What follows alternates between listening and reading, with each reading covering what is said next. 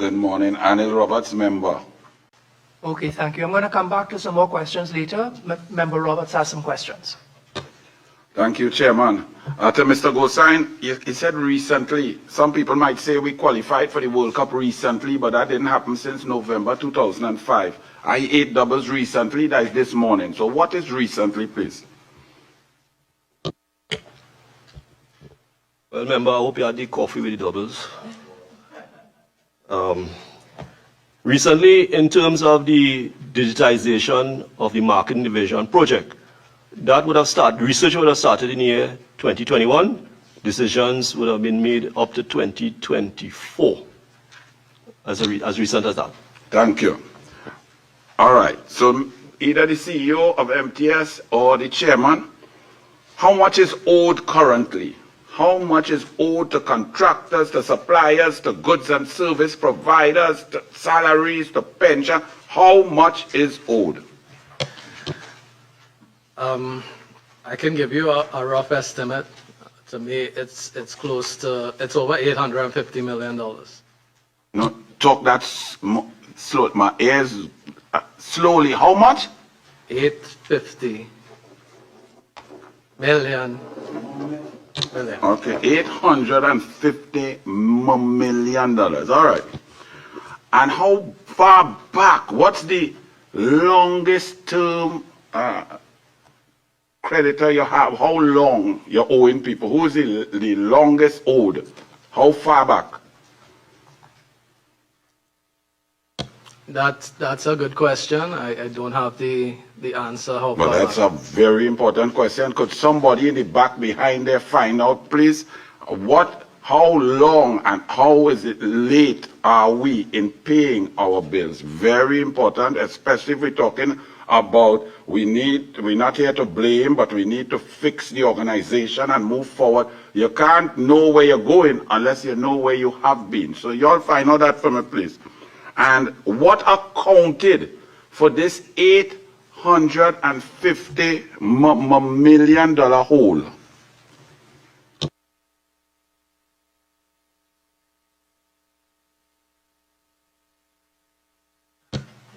Well, what I can say accounted for it, has been a shortfall in the collections of what we have invoiced.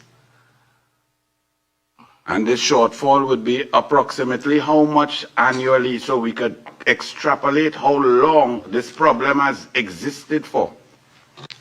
And I would pass it on to the team, but looking at the last GSC hearing, it was around 650, and it's about 850 today. That's 200 million over the last 4 years. But I could pass it on to the team in the back if they have something more than myself.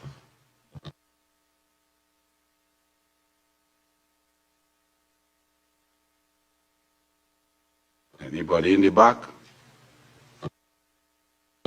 That information will have to be provided. But I can give an example to your previous question. Take, for example, people who cut grass. We will owe them, we are owing them between 12 and 18 months. Just as one example. For example, retirees, we owe them 1 year up to 2 years, etc. for categories. Let's stick to the cutting grass. It's serendipitous that you went there, because you're talking about value for money and so on. Where I am now, we've seen that grass is being cut for $250,000 a month. What is the value? What is the audit? What kind of grass were you all cutting at? What sort of cost? Because when they cut my grass at home, 10,000 square foot is about $600, and the turf is uneven. So I cannot fathom $250,000 a month to cut grass in Couva. So what's the procedure at MTS? What's the value for money? How much? How do you work out that? When was the last audit of value for cutting grass done? Remember, there's a number of questions there, right? So the component for grass cutting and grounds maintenance is largely encompassed in the secondary schools maintenance contract. There are other contracts, right? But I'll stick into the secondary schools maintenance contract. And inside the value of that contract, there's a component and amount for grass cutting at secondary schools. I just isolating the secondary schools maintenance contract. So it is X amount of dollars. And within that X amount of dollars, we have an in-house service where the groundsmen that are assigned at secondary schools, they do cuts. For example, they will cut the verges and the hedges. And we have an external component where subcontractors come in and do play fields, fence line, and spraying. So it is twofold, but all the money that we utilize there comes from the secondary schools maintenance contract, which we bill for on a monthly basis. The cuts are checked on a monthly basis. A school is cut twice in the rainy season and once in the dry season. Right? That is in the contract. There's a scope of works. Yes. So we check it on a monthly basis. Give me more specifics, because you said twofold, but you gave me about 5 things. You said cutting hedge, cutting grass, subcontract, cutting fence line, all kind of different cutting. But one man has come by me and cut. So please, we're talking value for money. How much under the secondary school contract is it on average to cut grass twice, whether in rainy season or in dry season, to cut grass in a secondary school? What's the cost? I don't think we work with that specific figure, but that figure for grass cutting can be delineated easily from the secondary school's maintenance contract and submitted to the committee. All right, but we came here to get information on value for money moving forward. Your chairman spoke about what went wrong and how he's going to fix it going forward. We cannot fix what we do not know. Suppose it don't need fixing, but we need the information. So could you provide that, please? Because I am telling you where I am now.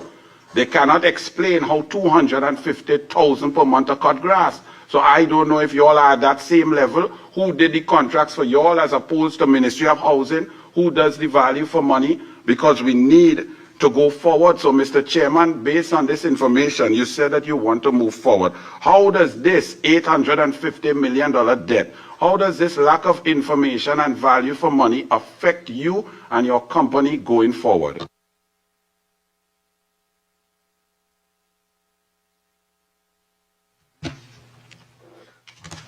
So we are in the process of recalibrating the priorities, right, to address all the institutional realities encountered upon assumption of office, right? This has been over a number of years.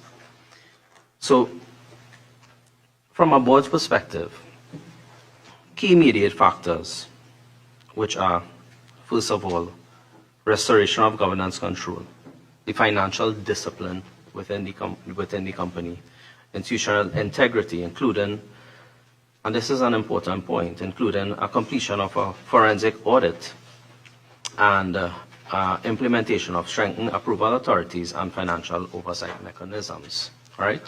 So this forensic audit is something that is important in order to really mention, member. Right. In my opening statement, I did mention, that the advance payments that were made to contractors, in some instances without corresponding to contracted work adequate report, as well as lack of quantity reports. Right. So, no, don't rush through that, please. Go, okay. That statement, give me some, that's very serious information you're providing there. Please give us and give the population some details of that of which you speak. Advance payments which do not correlate to work, that doesn't sound very good. Yes, member. So, I am unable to really disclose that information at this time, right? And as the matter will be subject to the forensic audit, right? And that audit will be commencing at the end of January, beginning February. So I really do not want to delve. So the board have seen certain indicators I do not. Okay, I won't. Yeah. So you are going to do a forensic audit, and it is your belief that there may be criminal prosecution after, and therefore you do not want to prejudice that. So I will accept that at this time and look forward to the forensic audit and it going to the relevant authorities. But as chairman, at what state of anxiety are you now, having seen what you have seen? Can I say higher than this building? And you see, now you just got the whole population anxious because this is a very critical thing and we are seeing it across the board. Now going forward, what would you do to ensure that whatever governance structures, financial systems that were left to languish will not continue in that vein moving forward, because the people and the Honorable Prime Minister are calling for value for money, effective work and efficiency. Yeah, thank you, member. So the board has started with 3 pillars of action. Right, so the board responded with acting firmly with its proper governance role, right? So we set direction, impose standards, and strengthen oversight. Management is responsible for the execution, right? The board is responsible, so I'm getting into it now, the 3 pillars. The board is responsible for ensuring that system functions as intended and that accountability is enforced. So I'm going to outline very briefly 3 areas where the board has taken and will continue to take decisive action and direct alignment with the government reform agenda. So first of all, and I'll get into the financial as well, right? First of all, the governance, control, and institutional repair. Before progress towards growth is possible, that control must be re-established and the institutional integrity must be restored. All right? The board has therefore moved decisively to reinforce the foundation of governance and to address the irregularities that we identified.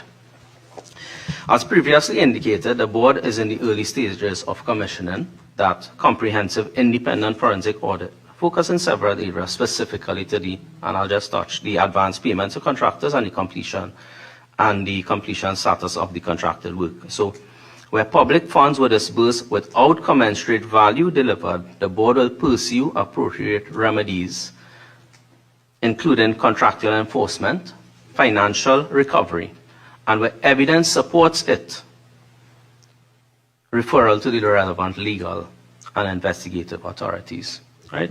So the findings of this audit will be reported to the appropriate oversight bodies, right, with full transparency, member.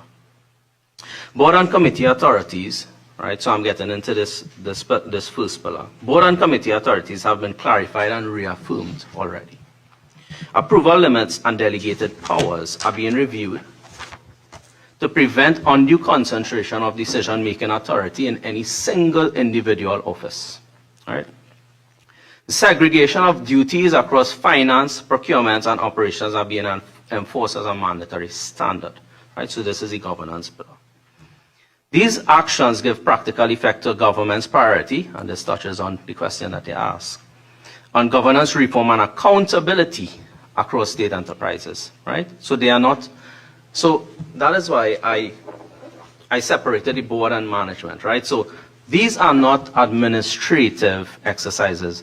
They are the essential safeguards for public resources and public trust, right? The second pillar, quickly, financial stabilization and fiscal discipline, all right? So the board inherited the company facing sustained and serious financial pressure, as we have determined here. Large arrears owed by public sector client service contracts priced at rates no longer reflected economic reality or cost recovery, the wage and statutory obligations managed under persistent strain, and, as you mentioned, the emergency borrowing, right, to maintain the operations. So this position as a board was seen as neither sustainable nor fiscally responsible. So the board has therefore directed a firm immediate shift towards that financial discipline and realism. I'm answering your question now as a board. A board-level cash management framework is currently being established with one non-negotiable principle. Payroll and statutory compliance obligations will be met with certainty and on schedule. Our employees depend on this institution for their livelihoods. The state depends on MTS fulfilling its obligations. Neither will be compromised. Cash flow viability and forward projections are now the permanent governance requirements. The board receives presently detailed monthly analysis and will maintain continuous oversight of the company's financial position, right? So all major client ministries and agencies will be engaged directly and formally by the board in conjunction with the management to bring existing service contracts under comprehensive review, right? Rates, scopes, and payment terms will be renegotiated respectfully but firmly, right? To really achieve that at minimum cost recovery and where appropriate an operational surplus. Procurement and expenditure decisions now are being governed by value for money principles, right? Aligned with the national fiscal responsibility. Every expenditure will require justification. Competitive process will be mandatory, and again, the transparency will be enforced. So this approach, this is the financial now, directly supports the government commitment to reduce hidden subsidies, eliminate wasteful spending, and restore financial integrity across the state enterprise. That is the second pillar. I have one more pillar, Chairman. Third, the strategic repositioning and growth. Stability and financial discipline are necessary, yes, but they are insufficient. So, the Minister has charged this board with positioning MTS for growth, modernization, and enhanced service delivery. We have accepted that charge as both a mandate and opportunity. So the board has assumed direct responsibility for leading a comprehensive strategic reset of the organization. That comes to the question you asked before as well. I'll touch a little on, so I'm covering all bases here, what member asked and together with yours. During 2026, this new strategic plan will be developed and approved, aligned explicitly with the national reform priorities and the Minister's growth objectives. This will be a working blueprint with defined objectives, measurable targets, and clear accountability. So, not just a document produced for compliance purposes, right? The company's core mandate will be defined with precision. Service boundaries will be clarified. We will identify and develop income-generating service lines in areas where MTS holds demonstrated capability, maintenance, security, training, and project management, right? These services will leverage the existing workforce expertise and national reach of the institution. I'm concluding now. Workforce planning and skills development will be aligned with the future operating model. Our employees are this company's greatest asset. If we invest in their professional development and provide clear career pathways and cultivate a culture of accountability and professionalism, we will get exceptional service to the nation. Thank you, Chairman. Just one more paragraph. That's all right. We get it just. Right. I'll ask some more things to come just one now. more One paragraph. quick. All right, go quick. Performance and financial accountability will be embedded throughout the organization, and this is important. I needed to touch on performance and financial accountability, right? Executive leadership, and I want to mention this, will operate under measurable targets. Progress will be tracked rigorously. Results will be reported transparency. And the last line, the board and management will be judged on outcomes, not intentions. Now, Chairman, this meeting recorded on Hansard. So all them nice things you say there, we go check you in a little while, right? So, Chairman. Sure. Topic, very good topic. I feel like I am in church here today because it's good to see my honorable colleague on that side confessing that the poor allocations over a perennial time, a perennial issue, a long time, has created this hole of 850 million. So confession is good for the soul.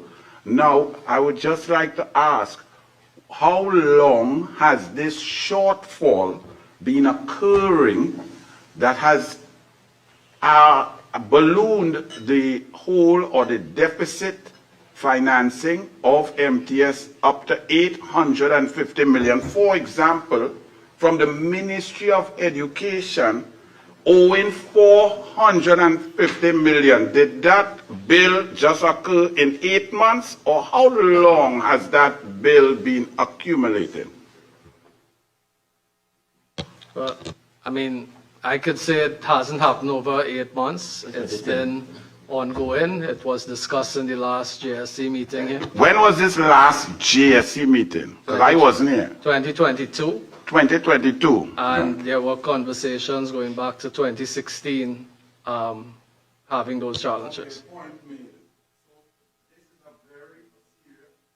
This is a very serious issue, and it has been ongoing. And so I thank my honorable colleague for making that clear to the national population that since 2016, the deficit has been accumulating that has brought us to this point of 850 million. I will ask the chairman, you just said that moving forward, you plan to you bring value for money, do audits, ensure that we get efficient collections and allocations. Do you believe that your prudent management, as opposed to the management that existed before, would allow you to pay that deficit of $9.4 million for NIS and any increases that have come? Do you believe that your management or the value or the excess revenue and money allocated from the ministry, that your management will allow you to facilitate going forward any increases in NIS or salaries and so on?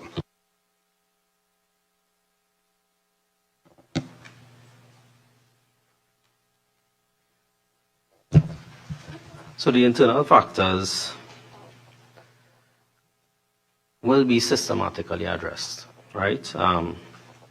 Again, from that governance and fiscal to stabilize priorities, right? So in order to do that, these external factors, I think, would require the partnership and support from the ministries, right? And the regulatory authorities, right? And I think we have started those conversations as a board, right? Whereby the board is really pursuing that direct engagement at the ministerial level to resolve those structural impediments that I think that no internal management improvements can overcome. So we have started those conversations again. I think with with that collaboration with the ministries, we'll be able to. Just to simplify it, what I'm basically asking, for example, if you can efficiently cut grass in secondary schools and maintain and save money on concrete and building and get more value for money based on what you have unearthed and what systems you have put in place, do you envisage that the money that you're being allocated would be sufficient for you to enhance the services provided by MTS going forward?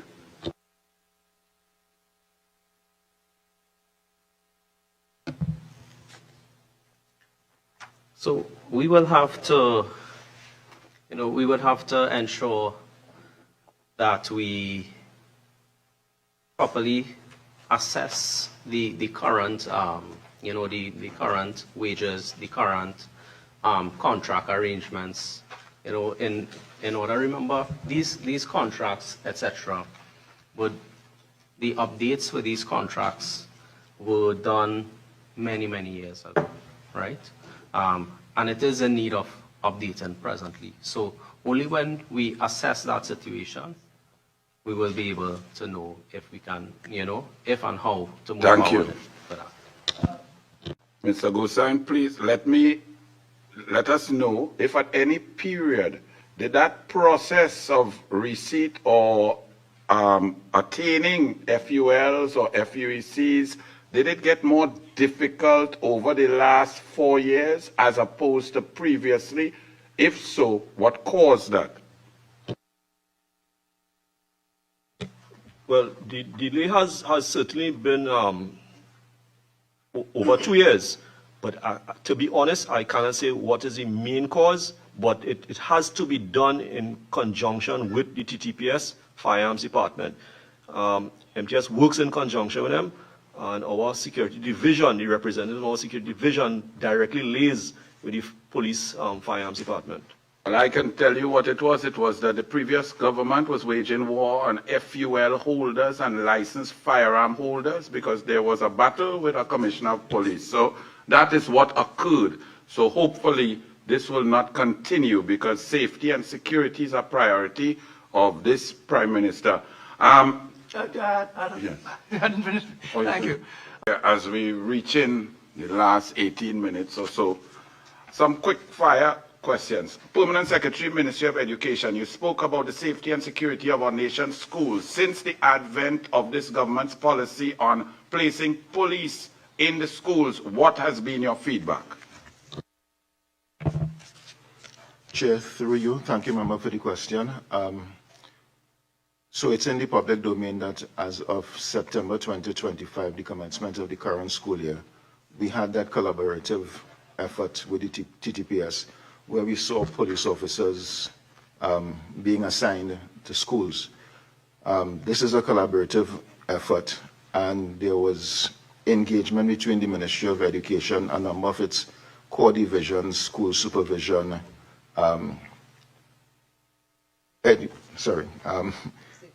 the Health and Safety Division, and others along with the TTPS, their community policing and so on. The officers who have been assigned to the schools were all particularly trained for this particular initiative. So, the sensitivity dealing with students and the different situations that would arise. Of course, we also have in the schools safety officers. So there's a lot of collaboration. I think it's no secret that there were a number of issues taking place within the schools as it relates to discipline and other matters, both inside and outside the schools. So we really sought to address that situation by bringing the police officers into the schools. As recently as last week, Thursday, I think, we had a meeting, Ministry of Education officials along with the TTPS, and we went over some of the key statistics because we sought to have, reports coming from the schools, the principals, to the Ministry of Education, tracking particular behaviors. So I think in general, member and committee members, we've seen some improvement. We've seen some improvement in some areas, which can be attributed to the presence of the TTPS. Of course, the effort continues across this academic year, so we continue to monitor. There are lessons being learned all along in terms of one of the definite things we saw is that where there's greater interaction and sharing between the TTPS officers on site and the school administration, it helps. We've talked about issues relating to even strengthening the Ministry of Education's safety officers who are on site, because this preceded the presence of the TTPS. Issues related to even providing our officers with uniforms, because admittedly there is something about a uniformed presence that would, encourage the students to behave better. Increasing the areas where the TTPS and our safety officers and the MTS officers patrol so that there are more visible identification of the key times within the school day where students have a tendency to act in a manner that we would not like. So thus far, I would want to say that the initiative has been well received, certainly by the ministry, and we continue to work with the TTPS. Thank you. MTS, a citizen sent me something by WhatsApp. What is your overtime bill? Have you seen any abuses of the overtime? And if you have, what are you doing to remedy that situation? And secondly, MTS drivers, do they keep their cars to go home and to do what they want? If that is so, how does that impact your cost level, whether it is maintenance of vehicles, insurance, gas, to put gas in the cars and so on? What is the way that we could be more efficient with state resources? So I would defer that question to Ms. Hussein. She may have some answers for you.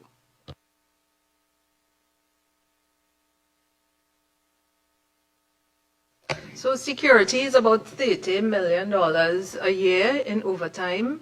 Of course, some of that is planned overtime because we have to pay overtime rates. They're working 12-hour shifts, so we have to pay 14 hours to them. We do have some instances where we do have unplanned overtime, and we are addressing that through recruitment. Maintenance is about $1 million a year, and that just has to be, that's unplanned overtime mostly, but that just has to be managed carefully. The cars, do you have a problem with drivers keeping the cars to go home and to do other things, personal business and so on? Now, there's a fleet policy that the cars must be returned after use. However, there are instances where, for example, engineering may have to go on site before they come to the office. So it is a cost savings to us for them maybe to keep the car overnight. There may be an instance where a pickup of a maintenance, garbage, etc., we may have to utilize. So it's carefully managed. Thank you. And to the finance person at MTS, what is the methodology or process utilized to pay contracted companies for goods and or services received? What's the process? Chair, member. So I only picked up this position on Friday. So if I may provide information further to your question. Okay, yes, you wouldn't be able, I'll go to the CEO, right? What is the general policy? So I get a contract, I need my payment. Take the citizens through the policy to get paid. The policy to get paid. Or the system, the financial rules, the process. So what we do in terms of payments is that we prioritize salaries. Next statute. No. Sorry, specific question. Contracts. You give a contract to someone, whatever maintenance, if it is to cut the secondary school grounds. Yeah, well, yes, right. Yes. So I cut the grass Right. for January. I want my payment. What do I do? So I'm answering the question to the best of my ability. So the priority for collections is limited, right? So we do recognize that have amounts outstanding, and we can go back and check those amounts. But we do prioritize in terms of paying salaries, then statutory payments, and then any other payments. No, you misunderstand any question. It's a simpler question. You're thinking too technical. Okay. I have won a contract, MTS. I am a company, Doubles and Coffee Incorporated. I have a job to do for MTS. I do my job. I want my payment. I send in my invoice to the CEO. What's the process for getting paid? Okay, let me be more specific. Is there a policy by the MTS to pay a credit union or a bank who does not have a contract with MTS? Is that possible? I will have to look into that for you. No, you can't have to look into it. It's a very serious thing. Because when you ask the question, I'm thinking of it in two perspectives, right? Yeah. There are contractors we have, or we engage for works with schools, Right. right? And we pay them based on the releases from You Ministry pay the of company. Education. Correct. If the company says, pay venture credit union, will you do that even though you have no contract with venture credit union for any form of fashion? No, or no, would you make no. a check payable to the company that did the work? We would make the check to the company. So if I put it to you that in the 2016 to 2020 period and going forward, that checks for services done and attained by MTS, monies were paid to venture credit union, would that be strange? I would have to look into that. Well, you see, I put it to you that there's an issue that the population is aware of, that there were contracts of a former PNM government senator, that his family companies did work, and MTS, rather than paying the company directly, as is the norm, paid to venture credit union.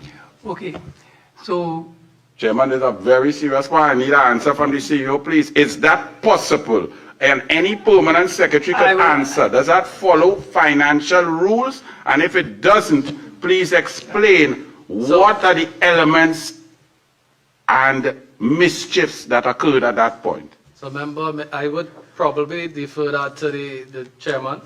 Yes, I have Chairman. been there for 6 to 8 weeks focused. Or you on now retire, collections. Chairman? Yes. but in any event, we are focusing on the last 3 years. So Yes, this came out to the light on July 23rd, 2023, which is within 3 years. So okay, please. Yeah. but I think that you all would want to give a very carefully calibrated answer to this. Chairman. And Chairman, Chairman, you want to give a general answer? I was going to say So- we could do something in writing later. Right. So And I in will writing, yes. I'll do something in writing later on. But as I mentioned earlier, we did see some of those.